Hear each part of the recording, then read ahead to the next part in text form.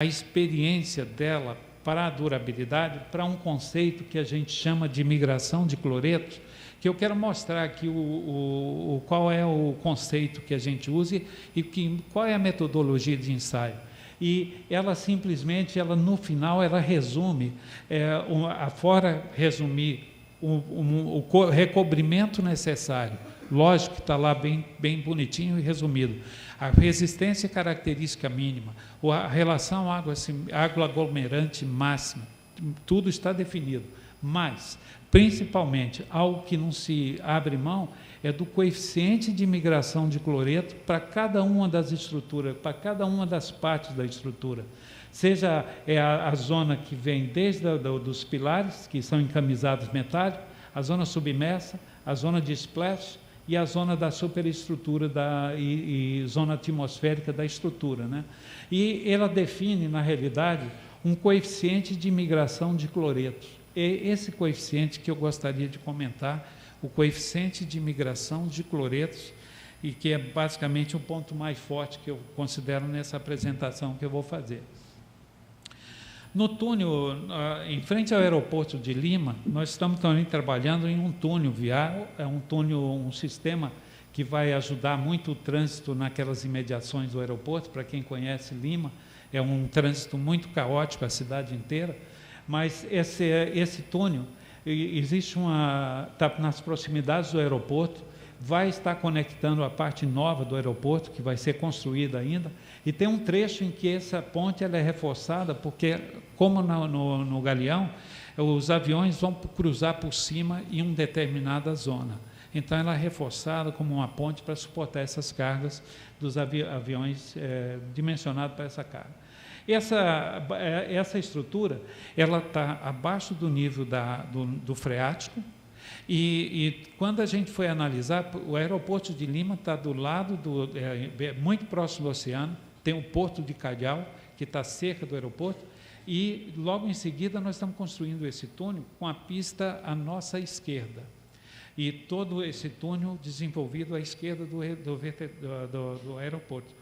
E muito próximo do mar. E foi surpreendente quando a gente fez os furos, que a gente só achou, que nem sabia que ia achar, a gente achava que ia achar água salgada, porque o mar se nivela praticamente naquela altura. E nós descobrimos que a água era doce, tinha uma reserva de água doce ali por debaixo, impressionante. E nosso cuidado foi um pouco mais além. Além de descobrir que era água doce, resolver um problema muito sério para a gente poder produzir os concretos na região, a gente quis também proteger esse reservatório enterrado, porque, no mínimo, essa água ela vem do degelo, que está em linha reta até os Andes, em cerca de 160 quilômetros de distância. Grande parte dessa água, inclusive, nós já fizemos alguns barramentos em cima, na cota 5.000, justamente para aproveitar a água e ampliar a oferta de água para Lima, um trabalho conjunto, inclusive protegendo esse manancial para eventual aproveitamento futuro. Então, é uma solução muito boa. Mas, de qualquer forma, tudo isso vai estar imerso. A técnica é a técnica do submarino. Então, assim como aqui no metrô da Barra, nós temos também uma manta que protege toda a estrutura, aqui tem uma manta de impermeabilização que cobre todo esse contato, desde a fundação e vai até... desculpa, a manta vem por aqui e segue por essa galeria e vem até aqui em cima, ela fecha aqui em cima, acima do freático. E depois tem o aterro. E mais ainda esse concreto que foi projetado para uma idade, para uma vida útil mínima de 75 anos. O túnel já está em andamento, nós já temos grande parte dele pronta. E um dos grandes objetivos que eu tive assim na tecnologia foi da gente tomar um cuidado para não ter trinca de maneira alguma, nem trincas de origem térmica. Então, a primeira coisa que fizemos foi definir qual o grau de resfriamento que a gente precisava fazer para evitar que o meu calor de hidratação ultrapassasse limites que podia ser problema para mim. Bom, então nós fizemos o que a gente chama mesoclima, que eu vou comentar aqui agora. Mas, voltando para aquela ponte de Nigali, Aquela ponte já é diferente, aquela ponte que vai substituir a ponte Usaneta. Os blocos de fundação são imensos. Mesmo com gelo e água gelada, para um clima tropical e ventos de moderado a fortes na região do Lago do Maracaibo, nós chegamos à conclusão que nós tínhamos que fazer um resfriamento adicional. Aí nós fizemos um post-cooling, dimensionamos tubulações internas e construímos um sistema para injetar água a uma determinada temperatura para que ela buscasse o excesso de calor e minorasse o pico térmico da estrutura. Dá trabalho, lógico que dá, mas resolveu o problema definitivo, para a gente não ter trincas de qualquer natureza que pudesse pôr em risco a estrutura. Aqui nessa estrutura também tem algumas coisas muito interessantes. Esse pavimento é em concreto convencional. Nós fizemos um pavimento convencional em cima de um outro pavimento de concreto compactado com rolo, em cima do subleito regularizado, e o concreto compactado com rolo, ele substituiu uma certa espessura de convencional com um consumo de cimento mais baixo, 160 quilos de cimento. Com isso, eu consigo baixar o calor de hidratação da espessura como um todo. Com a ajuda do mesoclima, que eu vou explicar em seguida, nós fizemos o sistema de proteção e cura da laje final, que é essa laje de acabamento. Esse sistema de cura, ele exigiu a cura química associada à cura com água, associada a uma manta de cura superficialmente e mantida pelo menos 5 dias na superfície, para que a gente não tivesse nenhuma trinca de retração, nenhuma trinca daquele tipo pé de galinha, aquelas trincas que saem 1, 2, 3, 1, 2, 3, isso é trinca de retração. Aqui no Galeão, eu usei o mesmo critério que usamos aqui na ponte, nesse túnel Gambetta. Tivemos uma chance de trabalhar também com o Porto do Açu. O Porto do Açu apresentou algumas patologias que a gente, os proprietários, o pessoal encarregado da qualidade de construção, se envolveu desde o início, se comprometeu, e nós fizemos algumas correções que foram importantes aqui. É uma obra que é muito bonita, muito bem executada, tinha uma deficiência pequena, que era uma questão de recobrimento de armadura, mas que eu gostaria de chamar a atenção para essa questão. A gente precisa entender um pouco o que estabelece a norma e fazer ela exigir isso no campo. Eu exijo muito essa condição no campo. Quando a gente fala cobrimento mínimo ou cobrimento nominal, ou o quanto a gente requer, muitas vezes a gente fala, poxa, o cobrimento tem que ser 60 milímetros, mas dificilmente, muito dificilmente, mesmo em obra de durabilidade, alguém vai lá medir? Não vai. E quando a gente mede, a gente tem uma surpresa. E eu vou mostrar a surpresa mais adiante. Então, muitas vezes a gente tem que se concentrar nessas coisas. Quando a gente vai analisar cloreto, sulfato, tem muitas referências. E uma delas que eu gosto é a referência que está no manual de concreto. Outra coisa. Muito embora seja uma contribuição modesta, esse material vai ficar já à disposição, ele pode ser reproduzido e, se gostarem, para se concentrarem melhor nos assuntos, ele vai ficar à disposição dos senhores também. E eu também vou ficar à disposição. Eu tenho meu e-mail, eu tenho meus endereços, fico à disposição de vocês para qualquer consulta mais para adiante. Então, a questão do sulfato, por exemplo, tanto na amostra de solo ou em amostra de água, né, isso já consta no manual da 8ª edição do Bureau of Reclamation. Você vai encontrar muita referência. Aqui eu fiz um resumo, foi para um outro objetivo. Eu fiz um resumo de todas as normas e o limite de teor de cloretos em relação à massa de cimento que as normas estabelecem. E fiz alguns comentários aqui. Depois, com calma, vocês podem ver que isso aí tem uma diversidade muito grande, o que significa que a gente precisava investir mais também em dominar melhor o que realmente se requer. O que é interessante que a gente tenha como limite? Não pode dizer, vou escolher uma norma porque lá o limite é mais favorável, menos favorável. Eu acho que não é um botequim. A gente tem que ter um conceito, né? E eu acho que falta um pouco ainda de evolução para a gente entender também isso aí. Muito embora eu acho que com o conceito de migração de cloretos, de se utilizar esse parâmetro como uma referência, ele muda muito essa condição de aceitação. Quando se fala em cloreto em relação à massa de cimento, eu tenho um cuidado, como foi na Ponte Nigali, de tomar a rocha, porque a rocha da região, muitas vezes, ela está imersa dentro do lago, então ela é explorada e britada. A areia, muitas vezes, parte da areia vem do lago. Eu quero saber quanto de cloreto tem de aporta aqui, quanto tem da pedra, quanto vem do cimento, quanto vem do aditivo.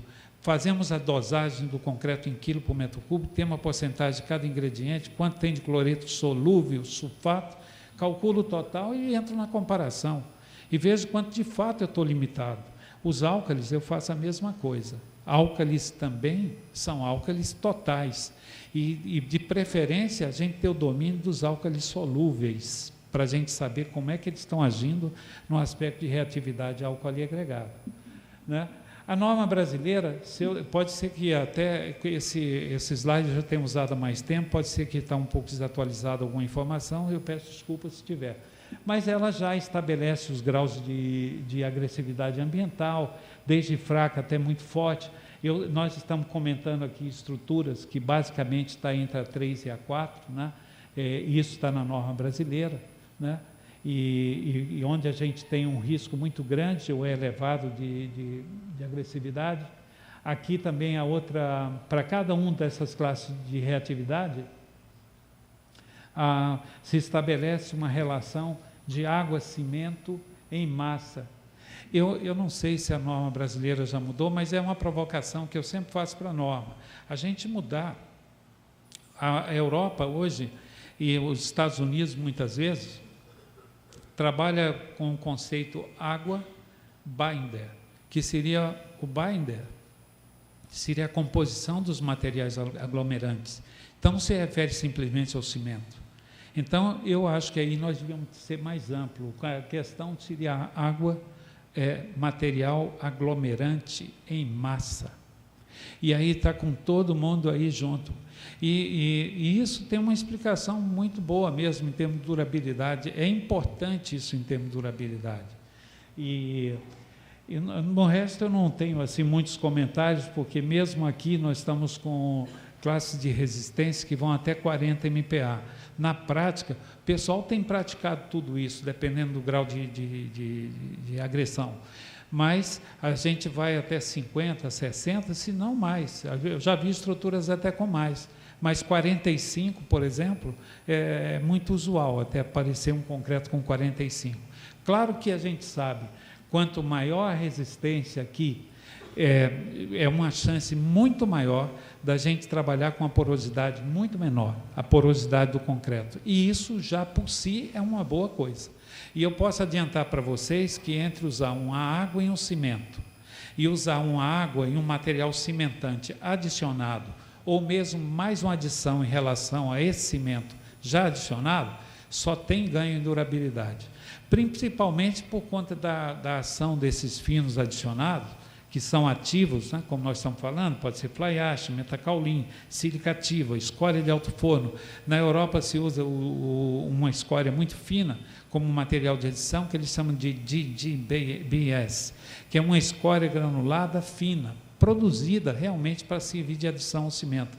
Isso se usa e se usa muito nessas obras, em plataformas e obras de pontes no Mar do Norte. E isso compõe o que eu chamo de binder. E uma coisa muito interessante, esses binders a gente tem verificado quando você faz ensaios de porosidade, migração de cloreto, porosidade e capilaridade também, você fazer uma absorção por capilaridade ou acelerada, que ela quanto mais você tem o refinamento de poro, mais esses binders eles ajudam para que diminua vamos dizer o diâmetro da porosidade capilar. por causa das reações que a gente tem com hidróxido de cálcio. E mesmo assim, lógico que cada união de 3 materiais cimentantes, mesmo quando a gente coloca um material que ele vai atuar no hidróxido de cálcio, que é liberado pelo cimento, e que é a reserva alcalina que está dentro desses poros, ele tem um certo limite, é claro que sabemos que temos. Nós não podemos baixar muito o pH do concreto em sua condição final. Isso é algo também que se policia, bem claro, né? Isso não é um limitador. Bom, segue a norma brasileira, só para indicar, nós sabemos que ela tem aí nas classes de regressividade e segundo tipo de estrutura, ele tem aqui os cobrimentos que estabelece e fala sobre aquela tolerância que eu acho que está aqui embaixo que eu comentava, quando fala do cobrimento nominal e a tolerância de 10 milímetros.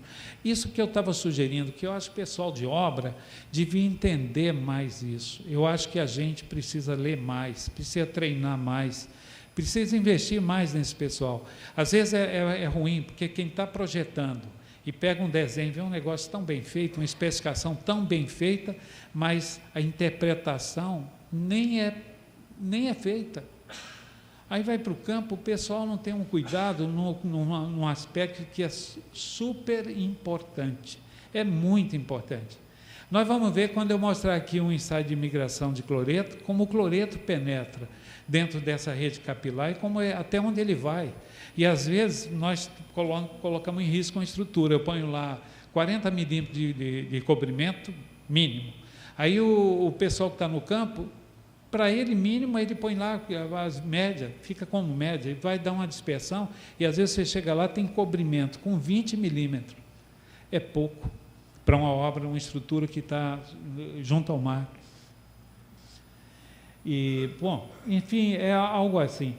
Outra coisa que eu queria comentar a gente sabe, é lógico que, principalmente na região 3 e 4 aqui, que estão muito mais próximos ao mar, e nós temos condição mais severa de desempenho, são os cobrimentos realmente mais importantes de serem observados, mas serem observados rigorosamente quando se trata de uma estrutura para durabilidade. É isso que eu estou me referindo. Não existe esse cuidado, gente. Eu acho que tinha que ter. A gente devia ser assim. Antigamente, eu sou de uma época que a gente fazia um plano de concretagem. A gente fazia um plano de concretagem que a gente falava para ele, olha, daqui para cá vai o concreto classe A, classe B começa ali. Aqui tem um cobrimento mínimo de 6. Nós vamos lá respeitar e checar inteirinho, ver se os espaçadores estão. Um dia desse eu estava brigando por causa da qualidade do espaçador. O camarada me colocava um concreto CAD de 45 MPa de resistência e um espaçador. Eu falei, e esse é o espaçador, qual é o traço? Ah, não, o peão faz lá, vira na betoneira. Fui lá ver o traço dele, ele falou, para ficar molinho eu ponho 1 para 4 e ponho um tanto de água assim. Aí eu falei, e você faz a centena? Faz a centena, já estava tudo pronto, tudo feito assim. Imagina, o tijolinho era poroso inteiro, ninguém teve o cuidado de ir lá. Aí ele falou, mas como você faria? Eu falei, eu não faria, eu faço. A gente dá o traço, o laboratório dá o traço para ele, e eu moldo o corpo de prova. Eu falei, você é exagerado? Sou. Ainda mais quando a gente tem uma estrutura de 75, 100 anos. Alguém já pensou o que é 100 anos? Compromissar 2, 3 gerações, não é quem assina o contrato. Nós assinamos o contrato de Maracaibo para 100 anos. É uma garantia para 100 anos. Bom, e aí eu estava comentando daquele túnel vial. Então, só para entender como é que a gente faz, lógico que, como eu comentei, que a gente faz, por exemplo, não só a água que está a água de subsolo, a gente faz todas as determinações, muitos ensaios. Uma obra de 75, um ano, o cara pergunta assim, se eu fizer 5 ensaios, é suficiente? Claro que não é suficiente. Claro que não representa um todo. Qual é o seu universo? Nós só de pegar o universo todo, o que pode mudar? Pode, meu amigo, pode mudar sim. Muda de um ponto para outro. Eu lembro muito quando a gente fala de pode mudar? Pode. Olha, Mochotó, a barragem de Mochotó, na Chesf, ele tem um problema sério de reatividade na casa de máquinas. A maioria que conhece a história sabe disso. E sabe por quê? Porque o pessoal achou que a jazida da margem direita era igualzinha da margem esquerda, porque a rocha era igual. Falou, olha, nós já vimos que aqui não tem problema, pega de lá, faz o agregado. E fizeram a casa de máquina. A turbina, ela sai fora do eixo, a cada 6 meses tem que reposicionar. Cada reposicionamento é mais de $1 milhão. Cada parada da usina, imagina quanto é o prejuízo de uma usina parada para reposicionar um gerador.